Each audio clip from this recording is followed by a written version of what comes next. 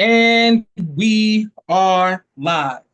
I want to thank everyone for tuning in to a very special edition of Off the Record on the People's Podcast this evening. We have a magnificent guest with us tonight, one who is going to give us some amazing information as well as inspiration, and that is none other than our brother, our friend, and a family man, an activist, a uh, a student of Islam, and so much more. None other than student minister Donell Muhammad. Assalamu alaikum, sir. Wa alaikum salam, brother Joshua. Thank you, sir. Yes, sir. Thank you very much, sir, for taking time out of your busy schedule. The first question that we have for you tonight is, when did you first hear the teachings of the Most Honorable Elijah Muhammad? Yes, sir. Well, let me open properly, brother Joshua, in the name of Allah, the beneficent, the merciful. I bear witness that there is no God but Allah, and I bear witness that Muhammad is his messenger. I further bear witness that I did not get the blessing of meeting the prophets of yore, but I did get the opportunity Yes, to sir. live at a time when God did us one better. He prepared a body and came in the person of one Master Fard Muhammad, and he searched among us, found one worthy among us in the first instance in the most honorable Elijah Muhammad. And I thank the two of them for not leaving us comfortless, but giving us a leader, a teacher, a guide, a brother, and a true friend in the leadership of the Honorable Minister Louis Farrakhan. I greet you, my brother, and thank you for reaching out and allowing me to be on this blessed platform. I've been an admirer and a follower and have heard many of the interviews. Your humility, your humbleness, your youthfulness. I got to come over, get near you and try to absorb some of that youthfulness. And thank you again for this honor and privilege. And to your guests, I greet you all. Assalamu alaikum. Wa alaikum salam, sir. Yes, sir. I first heard the teachings around 1968, more of an accent on 69. I and a friend of mine from school, when we were around, say, 16 years old, we went on the mosque when it was located prior to 1975 at 1459 East Main Street. And right down the street on the same side of the street was a satellite branch of the Black Panther Party called the Afro Set.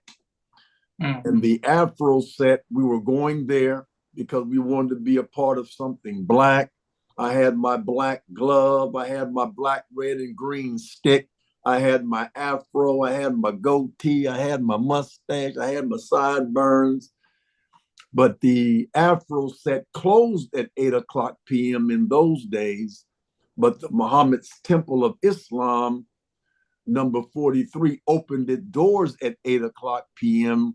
and went to about 10 o'clock p.m. that evening. So on our way back to the bus stop, I said to my friend, his name was Rico Fillmore. He was a singer, an entertainer.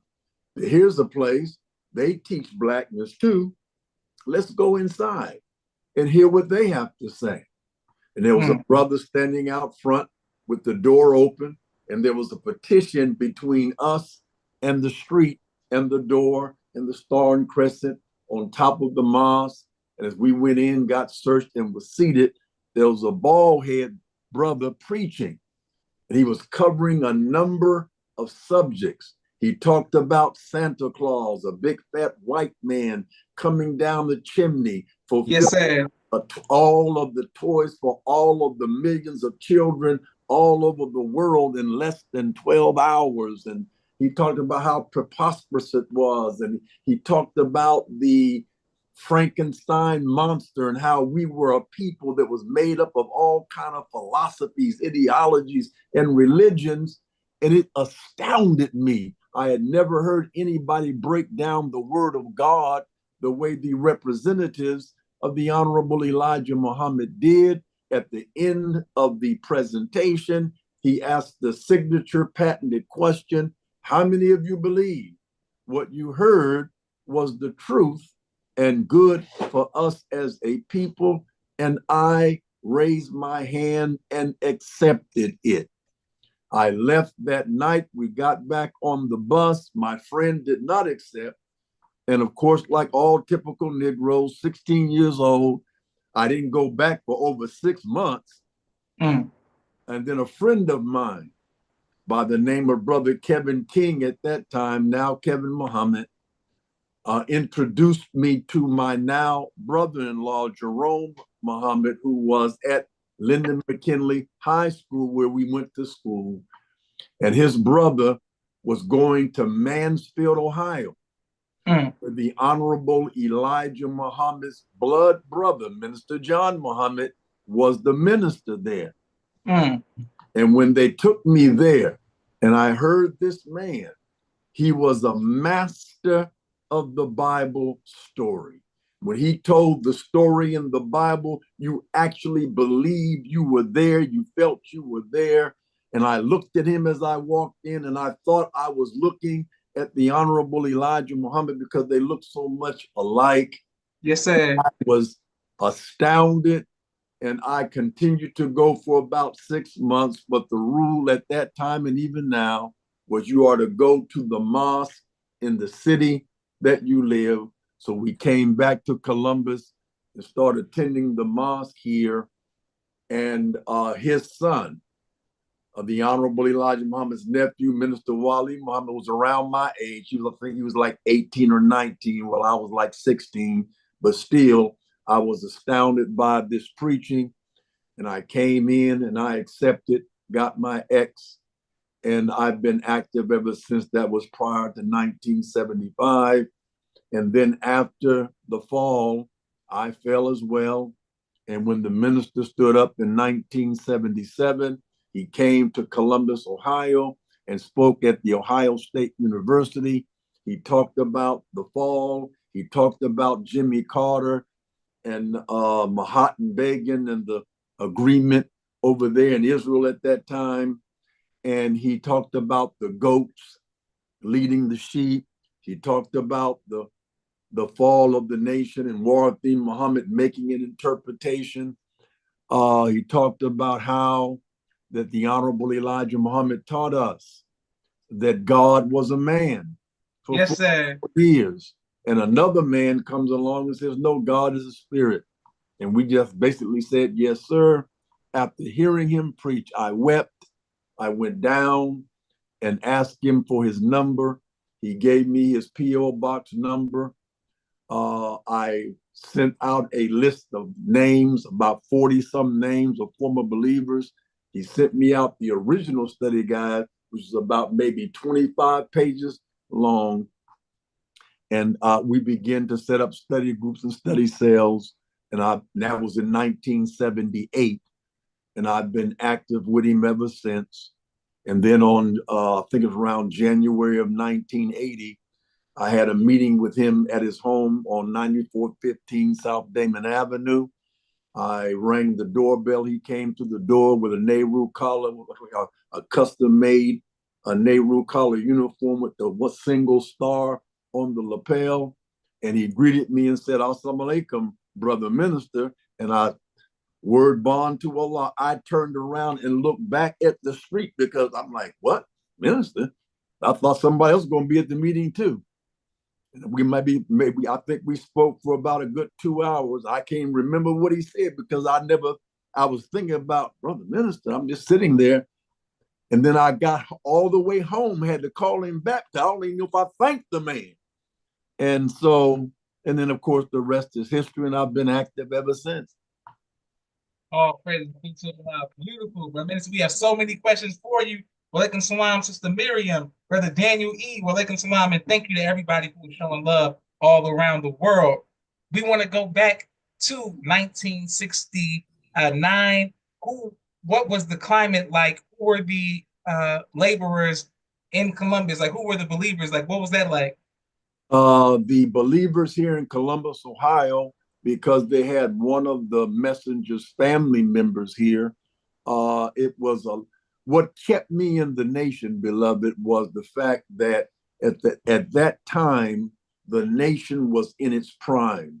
I had the opportunity as a 16-year-old, a 17-year-old, an 18-year-old to see all of the farmland in Michigan. I rode up with one of my mentors named Brother Marvin. We would go up and get the eggs and the vegetables and the fresh fruit from the farm. I had a chance to see the Shabazz sandwich shop in Chicago, the Salam restaurant, the stores, the Shabazz stores and cleaners. We had a cleaner here and a sandwich shop here in Columbus. It was a lot of activity and a lot of young people in the nation with me that helped me to keep my footing. I had a lot of mentors that were older than me. I had brothers that were family members that held down jobs for 40 years. So I had good examples that keep me rooted. And I came to the nation.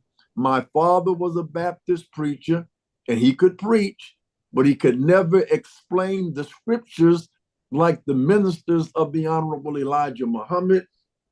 So I fell in love with the word. And so when many failed and could not find their way back, because I fell in love with the word. It don't matter how you come to the nation. You can come for the militancy. You can come for the business. You can come for a pretty sister, a pretty handsome brother. But ultimately, if you don't fall in love with the word of God as brought by the Honorable Elijah Muhammad, you won't last. I fell in love with that. And that's what helped me to survive. And even after the fall, helped me to come back when I heard the minister explain the word and gave it breadth and depth and width and height. It just moved me to come back and help this man rebuild and resurrect me again from the dead for the second time. All praises due to Allah. Beautiful. Go ahead. Yes, sir. Go ahead, Mr. Donell. And people are continue to show love around the world. Brother Musa, wa alaikum salam, sir. Thank you all for watching. We want to stay right there, 1975. The Most Honorable Elijah Muhammad departs. How does that affect the community and the city of Columbus, and how does it personally impact you? Yes, sir. In 1975, when it was announced that the Honorable Elijah Muhammad had in fact died, I was in Cleveland, Ohio. They did what was called closed circuit TV back in those days. I was at one of my relatives' houses in Cleveland. And as I was waiting for the next day for the Savior's Day event to start, I got awakened by my aunt, and she told me they just announced on the news that the Honorable Elijah Muhammad had passed. I told her that is not true. They've told these lies before, and that the Honorable Muhammad has been on near death's door before, that he was not dead. But they continued throughout that morning. Of course, it then was announced that in fact he had passed, and of course we all cried and wept. And then I listened to the broadcast. I heard the minister come up and say what he said, and I heard others come up and say what they said. And I heard them pick up Imam Wardine on their shoulders, and hold him up. I was affected deeply. I still continued to go to the mosque, and I wore my bow tie and my close-cut haircut, or my fade, if you want to call it that. Yes, sir. And I continued to wear my FOI uniform. But then believers started making fun of me. They grew beards. They took the patches, the flag off of their uniforms and turned them into leisure suits. And they told me, aren't you kind of old-fashioned, Brother Donell? You still wearing the FOI uniform? We don't wear that no more. You still wear close-cut fade, blah, blah, blah, and kind of make mockery, but I kept going. Then one day, we had an event at a community center, and Imam Wali Muhammad, the nephew of the Honorable, at that time, went from minister to Imam. I told him that I heard a clip of the Honorable Minister Louis Farrakhan advertising his coming to Columbus at the Ohio State University. And I told him, man, did you hear that clip? Mr. Farrakhan's coming. What do you think about that? You need to make up your mind, brother, who you with. Mm. So at that point, after all the other incidents, I'm like, you just helped me make up my mind. And I left and never went back. Yes, sir. Praise be to Allah. Okay. So now it's you said you heard the minister come to Ohio State in 1977 or 78? It was 78. 78. Yes, sir. So when the minister came, was he by himself? What was that climate like? 1978. Yes, What's sir. that? The minister was pretty much guarded by Allah, Mm, and there were a few police officers. One of the number one groups at that time here in Ohio was a group called the Sentinels. okay. And there was a brother named Stephen Jennings, beautiful brother, beautiful spirit. That his group was securing the minister around the country. There were a Mm, couple of study cells already here, unbeknownst to me. One was under brother named Sterling X at that time. Another one down in Cincinnati under brother Al Caduce or brother Harold at that time. And they were there at the OSU event. And then I found out from them, we brought the minister here again in 1979. My father was an airplane pilot. So we flew to Chicago, picked the minister up, brought him and brother Joshua, his son, back here to Columbus to attend an Afro Black Panther type event. And the minister asked me to introduce him, which I did.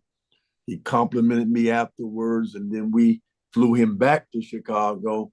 And then the relationship just went from there. So no matter where he was in the country, before they regionalized it, got it all built up to where it is now, we went all over the country, wherever he was, to provide him security and protection along with the different police officers around the country. All praises due to Allah. Beautiful. All praise to Yes, sir. And Brother Minister Donell, on behalf of myself, my family, and the viewing audience of the People's Podcast, we salute you, we honor you, and we respect you and your family for all of the many sacrifices that you all have made and continue to make to help establish Islam here in North America and throughout the world. We love this history and we honor you, sir. May we have your parents' names? My parents' name was Guy and Marie. Mm. Yes, sir. Beautiful. Yes, sir. And you're saying your father was a pilot? He was a pilot. He was a pastor. He was a self-taught man. He built his first house from scratch. He could look at a corner. Never went to school for any of this, and tell you about how long it was. Cut it, and it would fit right up in that corner, just like that. He built our first house in a little town called St. Clairsville, Ohio, where there absolutely were no saints, a lot of Satans, but no saints. Yes, At sir. that time, in my development, you could not swim in the white swimming pool. Mm. They had their little colored water fountains and all those kind of little things back then.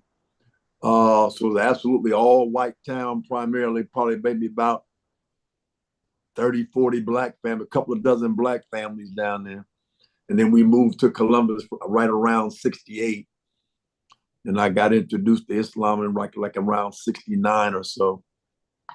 And then the rest again is history. All praises due to Allah. Yes, sir. And what was it like being? I was born in Cincinnati, Ohio, and have been in the North until my father became student regional minister in Atlanta. So I'm from the North, so Naperville, Illinois, but born in Cincinnati. I always had whenever we hear segregation, we think of the South. So Right. you were saying that Ohio was segregated, and of course my mother and my uncle, they always talked about racism and what it was like being black in Ohio. Well, how was segregation in the North? How did that feel? Well, segregation in the North, we say it like this: up south. Mm, They all the South is when you come north, it's just up south.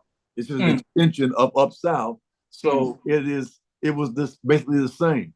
Like when you have West Virginia, at one time it was just West Virginia. It was just Virginia, excuse me. And then they divided it, but the racism, no matter where you were in the country, anything, as they say, past the Mason-Dixie line is, racism. The Northerner was just more subtle in his racism, but he was racist just the same. As we say, the Democrats or the Repticons, they're the wolf, and the Democrats are the fox. They both are carnivorous animals. One just tricks you. I don't know if you remember, you might be too young to remember the gingerbread man, but the fox told the gingerbread man, I don't want to eat you. I just want to taste your hand. So he bit off the gingerbread man's hand. Then he said, well, let me just taste your arm. And he ate off his arm. Let me try your foot and your leg. He ate off his foot and his leg. And the next thing you know, all that was left was a head. So now the gingerbread man can't defend himself because the fox tricked him into letting him taste him. And then, he ate him all up. And that's what white folks do now. They call themselves Democrats and liberals. They make us think they are our friends. But at the end of the day, they think just like their white brothers. Their white brothers are just more overt, and the Democrats and the liberals are just more covert. But the result is the same. We get nothing, but we love them, as the lesson says, because they give us nothing. Yes, sir. Yes, sir. Go ahead, teach me. Yes, sir. Powerful.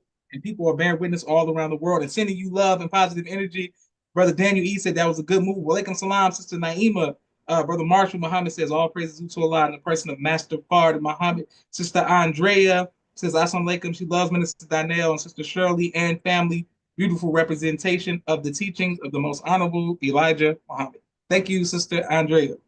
Yes, ma'am. Okay, yes, sir. Back to you. I wanted to ask you, what was it like in 19 during the Jesse Jackson run at the campaigning of Jesse Jackson? How did that affect Ohio with Jesse Jackson running for president and the Nation of Islam involvement in the Honorable Minister Louis Farrakhan backing our brother at that time? Oh, brother, that was one of the most beautiful times. In fact, the minister, we traveled with him the whole time during that campaign. They came through Columbus a number of times. We were at the Ohio State University, and they brought the minister on with the song America the Beautiful, everybody now happy and, and whatnot. And when the minister stood up and began his introduction, he began to break down the words in that song, and he began to say, America's not beautiful just yet. Right into that, as he was breaking the words down. And as a result of that presentation, so there was a group of young Democratic people. Many of them came on into the nation. One of them was one of my friends who was like my protocol director and really like a second son. I won't mention his name. He might not want me to mention that, but I'll mention it anyway. He won't get mad. His name was John Coates. He's a pastor in a church now, but he came into the nation, got registered, and was overwhelmed by the representation of the Honorable Minister Louis Farrakhan. And as a result of that, we were able to recruit a lot of young people from those times when the minister came through. They were so inspired and touched. And every time he came through Columbus, they asked me how many times did he come. I always respond by saying, how many chapters are there in the Holy Quran? Somewhere in between 1 and 114. Yes, sir. Yes, sir. Oh, praise this is beautiful. All right, thank you. Now, how was the Madison Square Garden that time period of 1985, the Madison Square Garden environment, but leading up to the minister announcing that he has had the vision-like experience? How did that personally impact you, sir? Oh my God! Now New York. Now this was something that I think every believer needs to go back and get the VHS tape if they can't get it on DVD. The climate in New York was so vicious. Torch uh, the minister had to open up and deal with him because he was trying to make it look like the minister was the devil. But these demons had horses. They had police on horseback actually trying to basically trample the people and drive them away from Madison Square Garden and the Felt Forum. But in spite of that, the brothers were so in tune with their love of the minister, the love of the God, that fear has to go from somewhere. And the minister tells the story that there is no creature on earth that God did not put fear in them for us. We are not to be afraid of the creatures. We are the gods, and the creatures are really afraid of us. Then he tells the story about the bull and that story, which is proof that. So the brothers were so fearless that when they tried to drive the horses into them, they were so fearless that the horses threw some of the officers off their horses. They refused to obey.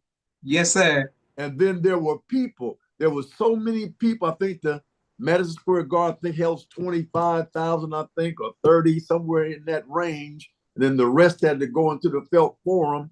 But rather than get out of the line, people were throwing in the trash can probably $500, $600, $700 cameras before rather than get out of the line and go back and try to get back in again.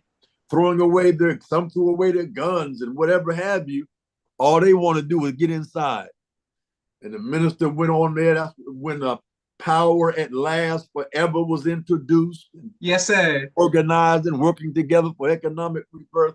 Oh man, it was absolutely electric. They had the MGT, the Vanguard was his security in the all white and the red trim.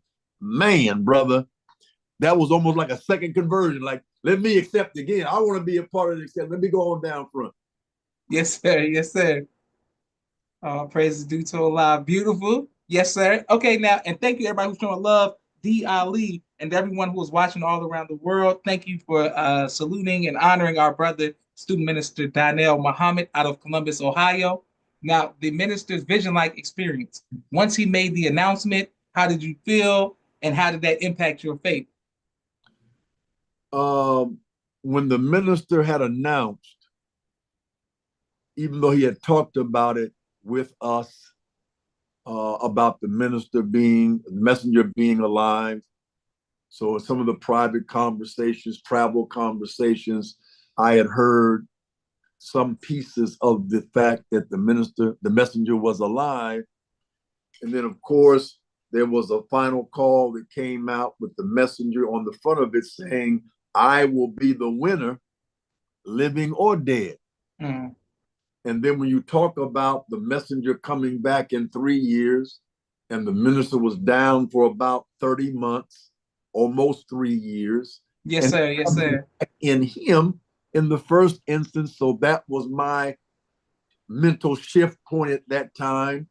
But the more it was talked about, and then when he made the announcement in 1981, I accepted it because I believed in him and I believed every word that came out of his mouth. So if he said it was so, then in my mind, well, if I may not be of a certainty right now, but if he says it so, I believe if I stay with him, Allah will begin to show me, in fact, that he is alive. Then he began to tell stories about a gangster named Joe Banana, who tried his cohorts by making it look like he was dead.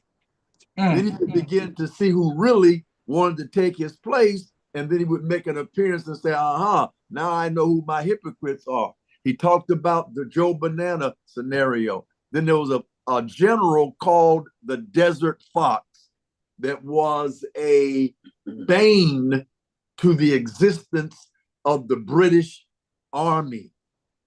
He was so military smart that they could not do anything to defeat him. Well, one day, as they were making their excursions in the desert, he was captured, but because they didn't know what he looked like, they didn't know he had been captured. But when they were attacking the Desert Fox people, they noticed that the response was not as skillful as it was when he was among them. So that began to make the wise among them say, well, this is not like the Desert Fox. He would not have made an error like that. And they begin to say, well, maybe he's captured. Let's go into these prisons and see if we could find him. And if you ever get a chance to go on YouTube, bring up the Desert Fox, and it's a brilliant movie, military movie. Yes, sir. Yes, sir. My point for saying all of that is to say, the minister's saying that there's a signature. And just like you cannot really fake somebody else's signature without it being detected by a handwriting expert, there are things that he was doing that he could not do if the Honorable Elijah Muhammad was not alive, guiding him every step of the way. And that's what really sealed it for me. Beautiful teacher. Yes, sir. Yes, sir. And we love military movies, sir. So I look forward to looking at the Desert Fox. I'm a movie buff, so I'm definitely going to look at that movie. And people are showing you love. Thank you very much for Alaikum Salam, Jack 2013, and everybody else who was watching as well. I wanted to ask you, sir, the buying back of the Mas Mariam building, the Salam restaurant, and all of the entrepreneurial do-for-self investments that the Honorable Minister Farrakhan led us in the 90s. How important was that, and how did that feel for you to see us buy Mas Mariam back, get the Salam restaurant, and all of the other businesses? Yes, sir. Here's what, again, as I said in the beginning, Brother Joshua, and thank you for the question, it was the spiritual, yes, was the magnetic attraction, and then seeing all of these physical accomplishments as a result of that spirit being manifested was attractive. So when the minister started getting the mosque back, the homes back, the land back, the Salam being built, he had a vision in 81 that laid out a colorful program of what the new mosque would look like before we got Mosque Mariam back. But here's what, that was very motivational.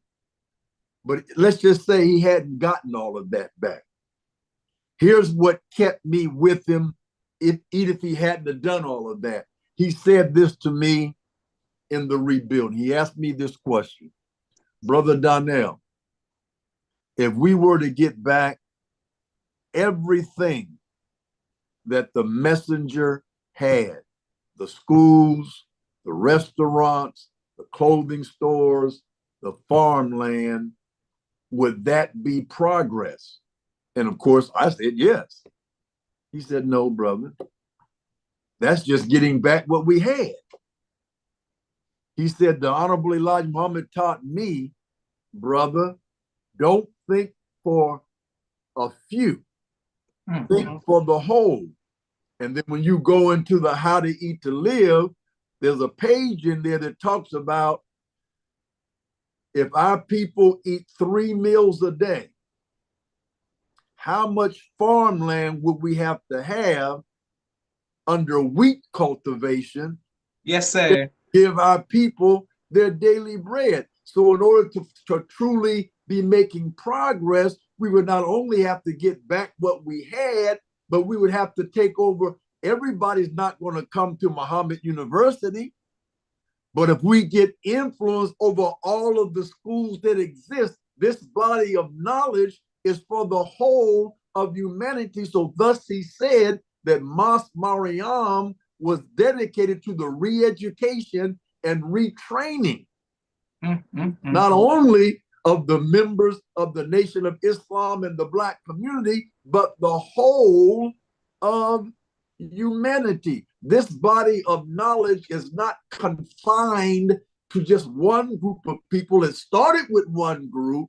Yes, sir. But destined. It's a universal message. So until we are influential in every institution in America, you heard what Kendrick Lamar said, you cannot fake influence. Yes, sir. there's, there's two kinds of power: ownership and then influence over those who own stuff.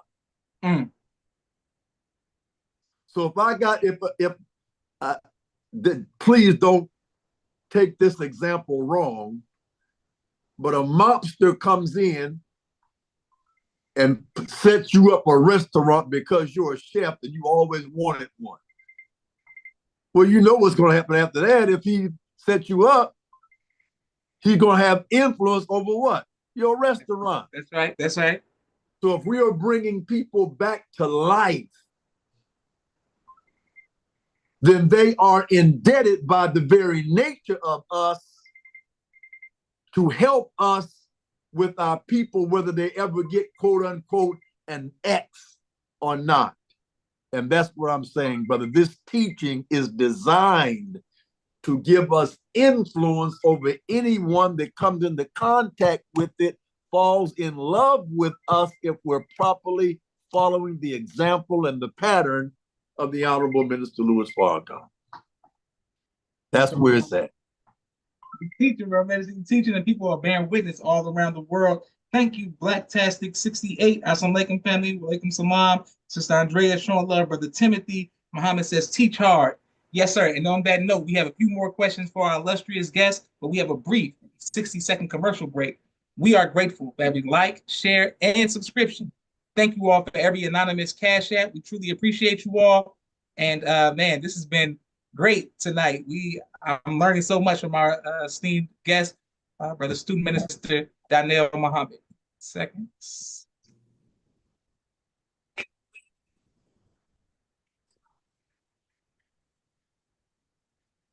He does television and film editing. Please reach out if you need any of that. Sister Naima, Stay On Point Dance Academy. She teaches ballet virtually to young girls all across the country. Sister Miriam, ABC I Love Me children's book and coloring book. My father's book, A Soldier in the Movement of Christ. My two books, Cleopatra, which is a children's book, and No Father, No Excuse, both of which are available on Amazon.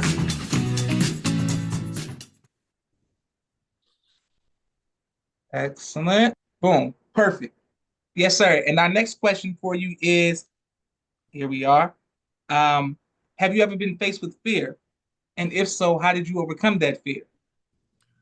Yes, sir. I've been faced with fear on more than one occasion. One in particular. In my early days in Islam, we were selling Muhammad Speaks newspaper at a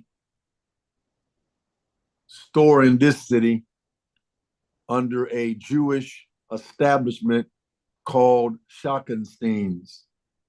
It was a clothing store where they dealt in buyouts like suits, where I got many of my suits in the early days. We were selling Muhammad Speaks newspapers outside of the store. The store's pretty big, probably covers about 100 yards in terms of length. My brother-in-law and I were at one door. Or my brother-in-law and another brother were at one door. I and another brother named Eben was at another door. And my brother-in-law was at another door with a brother named James X. Fraser at the time. A friend of ours from school was coming into the store, and I offered him a Muhammad Speaks newspaper. But a plainclothes white man who I did not know was a police officer at the time was about 10 feet behind this brother. And as I asked this brother about the Muhammad Speaks, he said he don't want that SHIT. And I said, well, cracker, I wouldn't talk to you any damn way, MF, or, I went with one of them, baby language tirades at the time. I was not as smooth and diplomatic at the time. Yes, sir. We kind of wanted somebody to say something to us back in them days so we could try our martial arts skills, something. Anyway, so he goes inside instead of coming back to the door where the altercation. He went down to the other door where my brother-in-law was. A uniform officer came out, grabbed my brother-in-law by his arm. But we were trained in the arts, so he couldn't move my brother because he had a stance on him. And he pulled on him. He said, "Come with me." And my brother-in-law said, "What for?" Officer refused to explain. Tried to pull him again. He said, "Again, I asked you what for." The officer pulled out what is called a blackjack. It's a piece of leather strap with lead in the tip of the leather, and tried to crack my brother-in-law in his head, knocked off his glasses as he laid back. We ran down, assisted him. We stomped this police officer like we did the African stomp on this officer. Allahu Akbar. Well, you really asked me about a fearful moment. I can't remember a fearful moment. Yes, sir. At that time, I was so full of zeal and spirit that I wasn't afraid in that instance. But anyway, we beat the officer down. But even in that time, to go to show you how white folks are, every single white person that was in that store, whether they worked there or shopping there, came out to assist this officer. So we found ourselves fighting a number of people. By this time, a helicopter's over top of the store and officers from everywhere. So we had to end up surrendering, going inside, and they tried to beat us up. But one of the detectives came in, who was the captain, and said, "No, you don't want to mess with them. That they belong to Elijah Muhammad. You don't want to fool with them." So they had fear for us even back then. And so we ended up going through a 3-year trial. Minister David Pacha, who was the minister in Cincinnati at that time, one of the disciples of the Honorable Elijah Muhammad, taught and trained by him, was our attorney. The judge was so enamored with Minister Attorney Pacha that most of our trial was spent with him asking Minister Pacha about Islam and different things, and Minister Pacha teaching him about masonry and all of that. Yes, sir. Yes, sir. After 3 years, it was thrown out, and we went on about our business. But now back to a fearful moment. It seemed like every time I would be out selling Muhammad speak, somebody would get smart or say something dirty or nasty about Muhammad. And of course, we would get into a fight.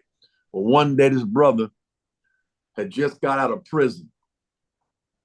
And he must have had a bad experience with somebody in prison that was a Muslim.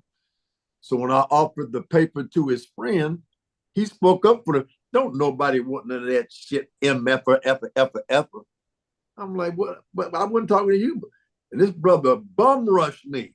And for a minute there, I'm like, "Man, this dude is about 3 times my size. I weighed $150 my entire life. Man, I probably was about 98 pounds then.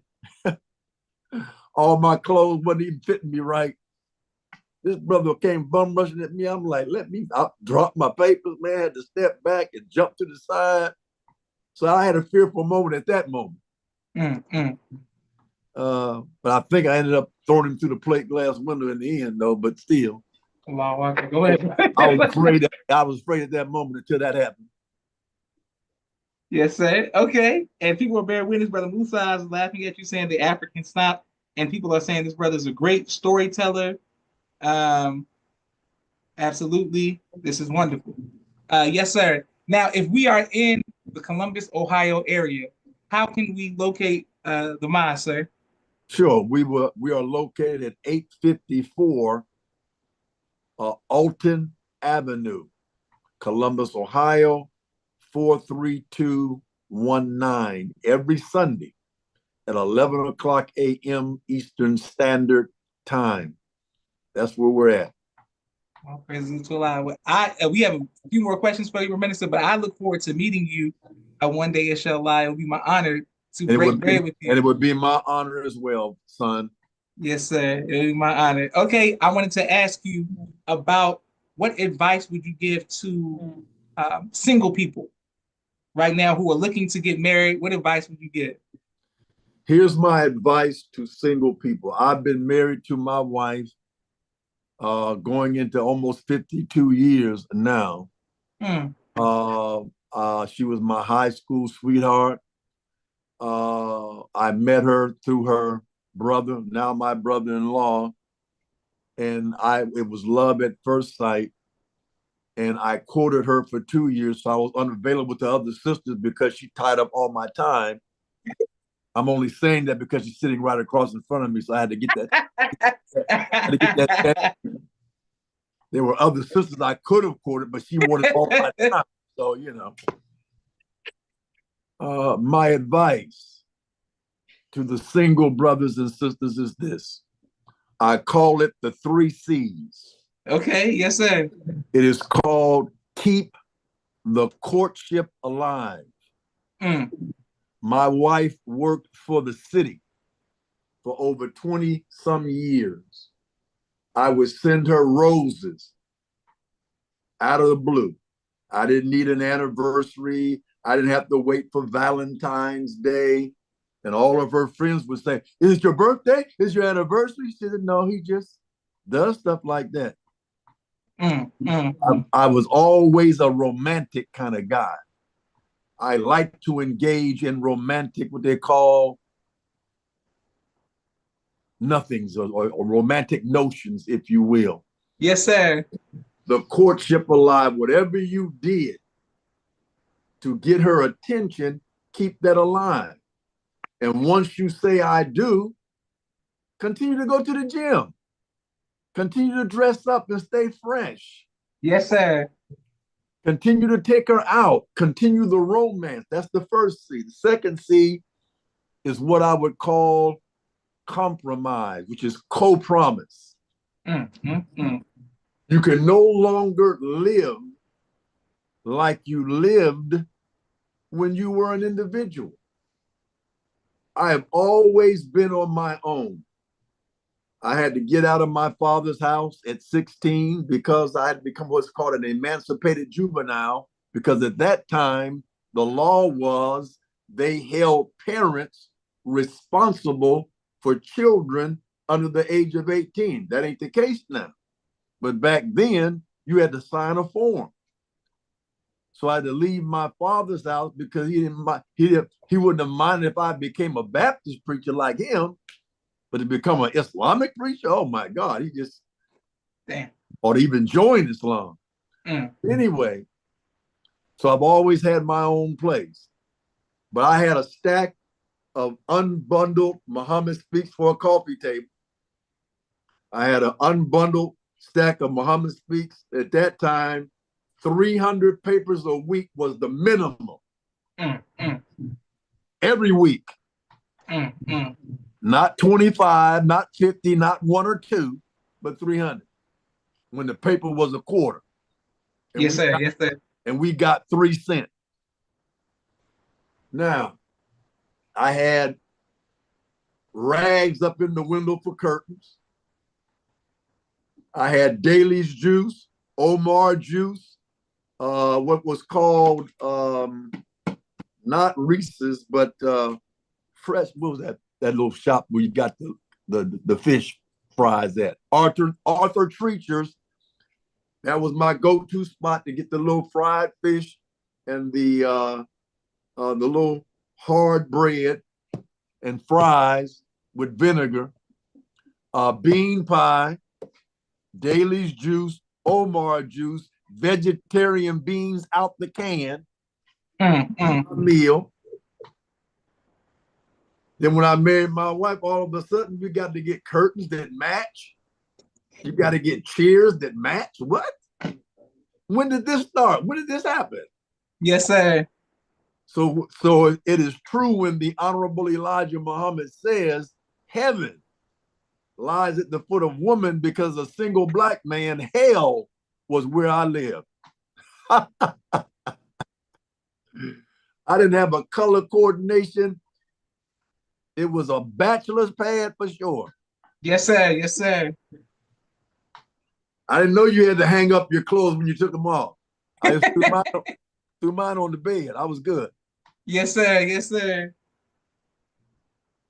So my advice would be you have to compromise, co-promise. You have to give up some of your ways. You cannot be entrenched and stubborn in your way You have to give in now and take on the likes of what your wife likes. It's called compromise. Yes, sir. And if you truly love the person, that's how you begin to make the connection to truly becoming one. And the last of it is, courtship, compromise, and communication. Most of us as men, even if we are ministers, we're not talkers in the sense of talking about our feelings. We want to give that hard veneer like, I'm okay. Your toe hanging off, your arm hanging off the left side of your body, but I'm okay. Yes, sir. And so we have to open up and communicate what it is we want and not have the mind. You should know what I want. You should know how I feel. At one time, we could read minds, but we're not there yet again. That's right. So you have to communicate what you want. You have to communicate how you feel. If something is being done that you don't like or that you do want, you ain't got to be vulgar about it. You ain't got to be nasty. You have to say it with the utmost love and respect. And if you truly, truly communicate with love and respect, I promise you there's not a Black woman on earth that will not respond to loving, non-abusive conversations about what your true wants and needs are. If she truly loves you, that will just make her love you all the more. And every time I talk like this, my wife just swoons every time. Go ahead, Minister.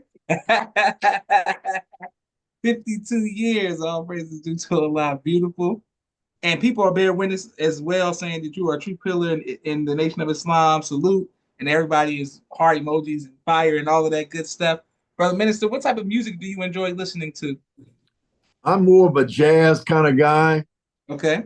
Temptations, Marvin Gaye, Gladys Knight, Otis Redding, the old school people. Let's see who else is out there. Jazz, both spoken and scatting, but primarily the musical jazz, but definitely the Gladys Knights, the Temptations, the Otis Reddings, the OJs. Yes, sir. All of those, the Manhattans.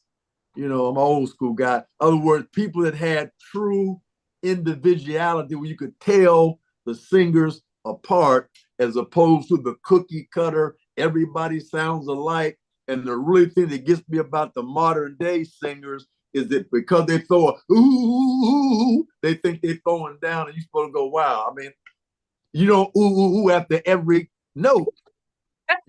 There has to be some chorus in there, man. Yes, sir. Yes, sir. Beautiful. Okay.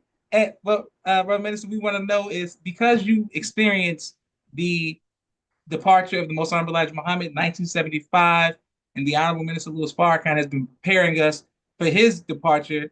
And what advice would you give to the younger believers and believers of all ages, but primarily the youth and younger believers, about holding on to the faith and the rope of Islam and the rope of Allah in the physical absence of the Honorable Minister Louis Farrakhan when he departs?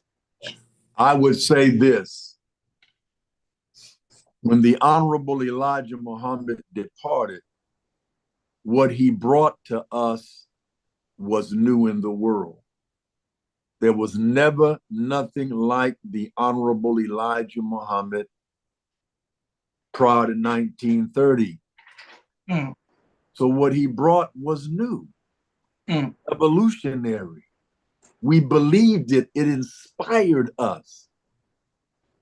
So we were more listeners, and I'm not saying we should not continue to listen. But here's what the Honorable Minister Louis Farrakhan has done. Not that the Honorable Elijah Muhammad did not tell us this. Yes, sir. But the Honorable Minister Louis Farrakhan made this cardinal principle of instruction. You cannot walk with me if you will not study. One of the reasons, in my humble opinion, that many of my brothers and sisters that walked with me prior to 1975 could not find their way back. Yes, sir. They were listeners and not studiers. The reason why I think I found my way back is because I had many books. I own all of the books of all of the great Black scholars of our time. Yes, sir. But I put all of them away and spent all of my time in my early days in the Nation of Islam reading, well, really 3 books, because Our Savior Has Arrived didn't come out till about 1974 as a gift. But I spent all of my time reading Message to the Black Man, How to Eat to Live, Book 1 and 2, and The Fall of America. I found myself in my early days actually kind of angry with the Honorable Elijah Muhammad. That when I got through reading those books, I'm like, well, he ain't got no more? He's the messenger of God. Where's the more books at? Like all he got time to do is sit around and write books like Negroes do. Yes, sir. Yes, sir. But anyway, my point, brother, is that I spent all of my time, and the reason why I know it's true, because here's what the minister told me. If you don't have the teachings in you, there's something in the female called the placenta that filters out all of the toxins from the baby that the baby has to come through. And he said, you can read a book this thick, but it may only have that much truth in it. But if you have no standard in you to judge what is truthful and what is false, then you buy it all and we become deceived as we are right now. So I buried myself in the teaching. So I would say to any new believer, study, ingest the lessons, ingest the study guides, and you will not have to fear deviating when the trial comes, and it is coming. But if you will take this word, the more you repeat something, repetition or reciting is the heart of all learning. Yes, sir. The more you recite, and here's what I was told in my early development. Every opportunity when we were out on the corner intermingling with our people and a circumstance came up, go back in your mind and say, what lesson, what quote from the messenger's books applies to this situation that I can use to help diffuse whatever problem I'm facing at this time. And the more you ingest it, if it's not there, you can't recall it. Just like when you work out, you get muscle memory. Yes, sir. Your brain muscle, you get brain memory. And then there's no circumstance that can come up that you can. Here's the last point I'll make on that. The Honorable Elijah Muhammad said he thought he could put this teaching over in about 6 months to a year. And if he had thought he would be around 40-something years later still teaching this, he might have, in a humorous way, went another way. And his brother John used to always say, if I know it's going to be this long, I went back to the club and partied a little bit, a little bit. And that is this. He said when he got frustrated one time, he was going to get on the train and take his family back to Mexico. Yes, sir. Got on the train. He could hear in the train wheels the 29th surah of the Holy Quran saying, who is it that says he believes and will not be tried when we tried those before you? Yes, sir. The truthful who are the liars. Well, he could not have brought that up in his mind if he had not ingested it in his heart. So to any young believer listening, eat this teaching, eat this teaching, eat this teaching, read something of the teaching literally.